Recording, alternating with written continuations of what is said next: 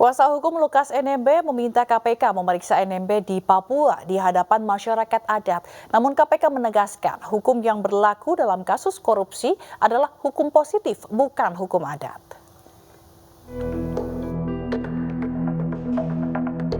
Kuasa hukum Lukas NMB mendatangi Gedung Merah Putih KPK Senin kemarin untuk menyerahkan surat penolakan bersaksi atas nama istri dan anak Lukas NMB.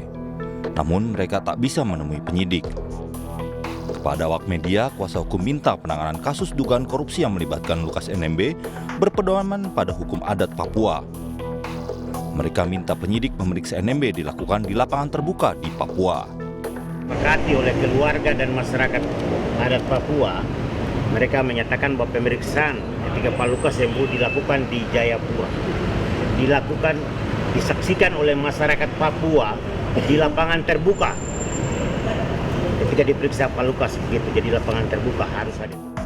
Menanggapi permintaan tim kuasa hukum, Komisi Pemberantasan Korupsi menegaskan hukum yang berlaku dalam konteks kasus gratifikasi Lukas NMB adalah hukum positif dan bukan hukum adat. Jadi perlu kami sampaikan bahwa di dalam hukum acara pidana atau KUHP itu tidak ada satu aturan yang kemudian mengharuskan saksi didampingi oleh penasihat hukum ketika memberikan keterangan di hadapan penyidik. Dan kami juga ingin tegaskan, baik itu anak maupun istri dari tersangka LE, kami panggil sebagai saksi bukan hanya untuk berkas perkara dengan tersangka LE, tetapi juga untuk berkas perkara dengan tersangka yang lain dalam kasus yang sama. Menanggapi drama dalam penanganan hukum Lukas NMB, Partai Perindo melalui Ketua DPP Bidang Hukum dan HAM Tama S. Langkun berharap KPK proaktif dalam menangani kasus NMB. Pasalnya sangat berpengaruh terhadap kepercayaan masyarakat pada KPK.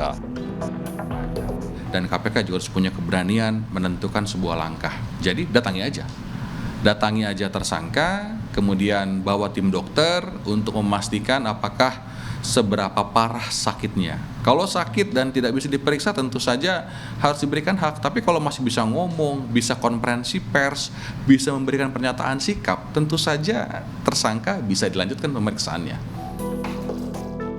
Menurut Tama, KPK harus kirim tim dokter independen sebagai pembanding untuk memastikan seberapa parah sebenarnya sakit yang dialami oleh Lukas NMB. Jangan sampai alasan sakit dilakukan untuk menghindari proses hukum.